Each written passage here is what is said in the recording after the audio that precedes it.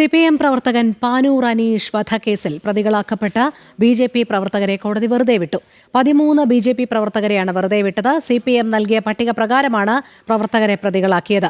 2008 March 7-നാണ് CPM പ്രവർത്തകനായ അനീഷ് കൊല്ലപ്പെട്ടത്. മിഥുൻ പിള്ള ചേരുന്നു. മിഥുൻ, കൂടുതൽ വിവരങ്ങൾ. 2008-ലാണ് ഇത്തരമൊരു സംഭവം നടക്കുന്നത്. പാനൂരിലെ CPM പ്രവർത്തകനായ അനീഷിനെ കൊല്ലപ്പെട്ട നിലയിൽ കണ്ടെത്തുകയായിരുന്നു. തൊട്ടു പിന്നാലെ 13 BJP പ്രവർത്തകരെ അക്കമിട്ട പോലെ പോലീസ് പിടികൂടുകയും അവർക്കെതിരെ കുറ്റപത്രം സമർപ്പിക്കുകയുമായിരുന്നു.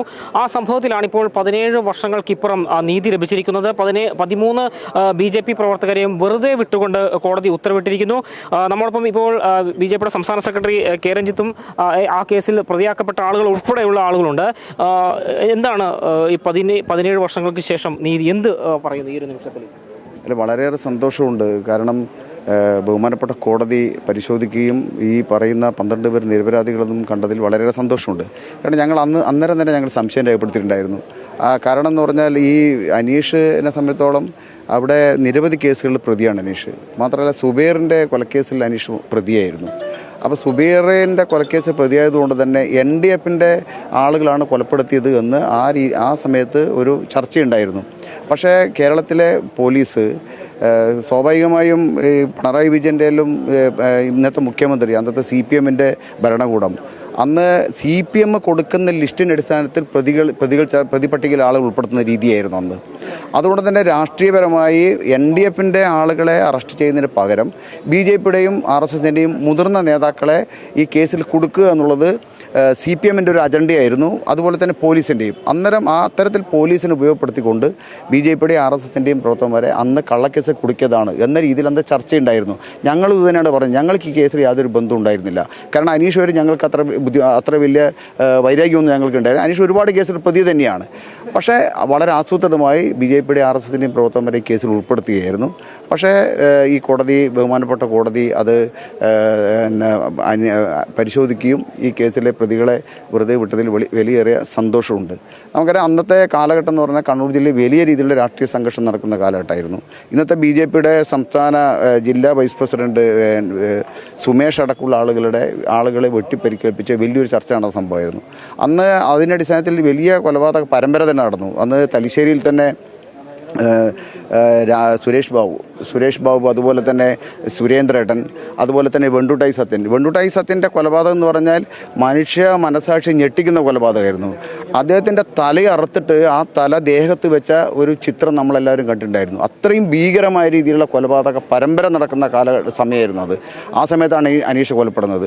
അതുകൊണ്ട് ഞാൻ നേരത്തെ പറഞ്ഞതുപോലെ ചത്തത് കീചകൻ, കൊന്നത് ഭീമൻ തന്നെ എന്ന് പറഞ്ഞ പോലെ ഇത് RSSകാരാണ് കൊന്നത്, അല്ലെങ്കിൽ BJPക്കാരാണ് കൊന്നത് എന്ന രീതിയിൽ RSSൻ്റെയും BJPയുടെയും പ്രവർത്തകന്മാരുടെ പേരിൽ കള്ളക്കേസ് കൊടുക്കുകയാണ് ചെയ്തിരിക്കുന്നത്. അത് പ്രോസിക്യൂഷൻ തന്നെ പറഞ്ഞിട്ടുണ്ടായിരുന്നു. ഈ കേസ് പോലീസ് അട്ടിമറിക്കപ്പെട്ടിട്ടുണ്ടെന്നൊക്കെ പ്രോസിക്യൂഷൻ തന്നെ പറഞ്ഞിട്ടുണ്ടായിരുന്നു. കാരണം ഇവർ നിരപരാധികളാണെന്ന് പ്രോസിക്യൂഷൻ തന്നെ ബോധ്യപ്പെട്ട കേസ് തന്നെയാണ്. ഇത് ക്രൈംബ്രാഞ്ച് അന്വേഷിച്ചത്. ക്രൈംബ്രാഞ്ചിൻ്റെ അന്വേഷണത്തിലും പ്രതികൾക്കെതിരെ ഈ കൊലപാതകം നടന്നതിൽ ഒരു തെളിവുകൾ പോലും കണ്ടെത്താൻ സാധിച്ചില്ല.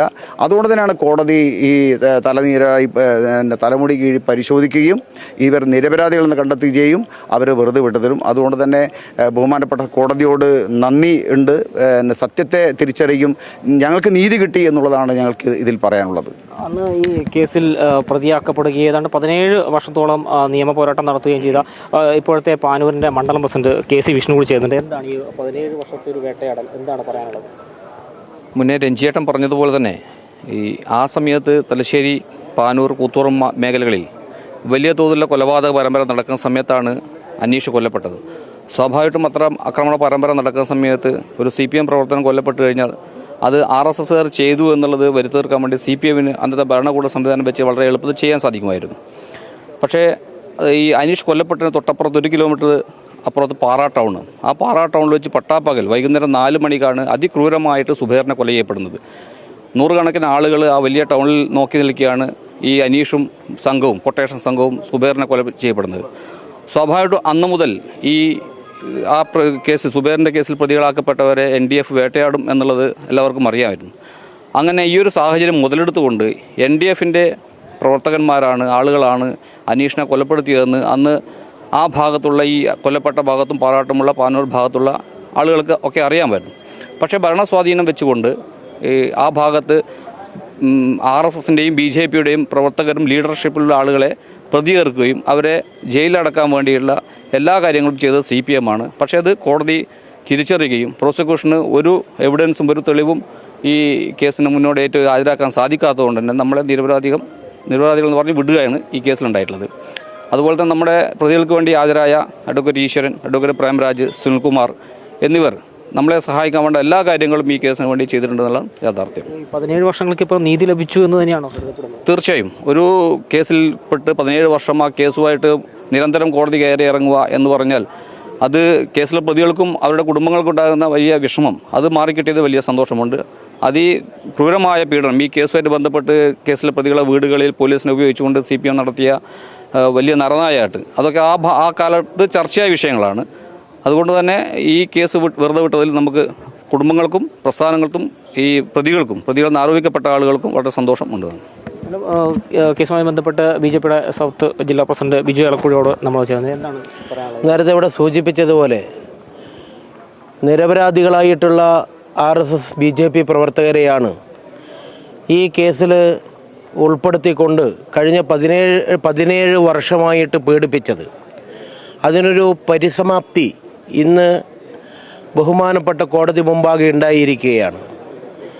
കണ്ണൂർ ജില്ലയിൽ RSS പ്രവർത്തനത്തെ തടയാൻ, ശാഖാപ്രവർത്തനത്തെ തടയാൻ വേണ്ടിയിട്ട് CPM ആസൂത്രണം ചെയ്തിട്ടുള്ള കൊലപാതക പരമ്പരയും അതോടൊപ്പം തന്നെ RSS പ്രവർത്തനങ്ങളിൽ അല്ലെങ്കിൽ BJP പ്രവർത്തനങ്ങളിൽ ആകൃഷ്ടരായിട്ടുള്ള യുവാക്കളെ തടയുന്നതിന് വേണ്ടിയിട്ടുള്ള ഒരു പരിശ്രമം CPMൻ്റെ ഭാഗത്ത് ഉണ്ടായിരുന്നു.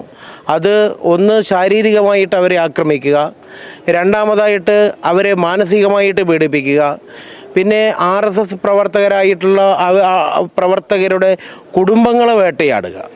അങ്ങനെ ഉള്ള ഒരു തന്ത്രമായിരുന്നു CPMൻ്റെ ഭാഗത്തുനിന്നുണ്ടായിരുന്നത്. അതിന് അധികാരം അവർക്ക് ഒരു മുതൽക്കൂട്ടായിരുന്നു.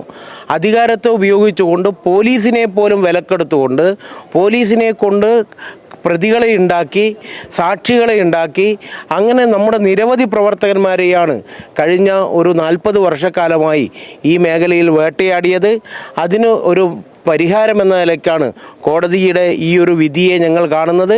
17 വർഷം ഈ കോടതി ഇറങ്ങിയിട്ടുണ്ടെങ്കിലും കോടതി വരാന്തകളിൽ 17 വർഷം നീക്കി വെച്ചിട്ടുണ്ടെങ്കിലും ഈ ഒരു വിധിയെ ഞങ്ങൾ സ്വാഗതം ചെയ്യുകയാണ്. ഇത്തരത്തിൽ BJPയുടെ ശക്തമായിട്ടുള്ള സംഘടനാ പ്രവർത്തനമുള്ള മേഖലയാണ് ഈ മേഖല. അവിടെ ഞങ്ങൾക്ക് രാഷ്ട്രീയപരമായിട്ടുള്ള മുന്നേറ്റത്തിന് ഈ ഒരു വിധി നമ്മുടെ കൂടെ ഉണ്ടാകും എന്നാണ് ഈ അവസരത്തിൽ സൂചിപ്പിക്കാനുള്ളത്. തീർച്ചയായും രോഹിണി, ഈ കേസുമായി ബന്ധപ്പെട്ട് നേരത്തെ പറഞ്ഞ പോലെ തന്നെ 17 വർഷത്തെ ഒരു വേട്ടയാടൽ, അതിനുശേഷം ഇപ്പോൾ നീതി ലഭിച്ചിരിക്കുന്നു, സത്യം പുറത്തു വന്നിരിക്കുന്നു എന്ന് തന്നെയാണ് BJP നേതൃത്വം വ്യക്തമാക്കുന്നത്. രോഹിണി, ശരി, മിഥുൻ പിള്ളയാണ് വിവരങ്ങൾ നൽകിയത്.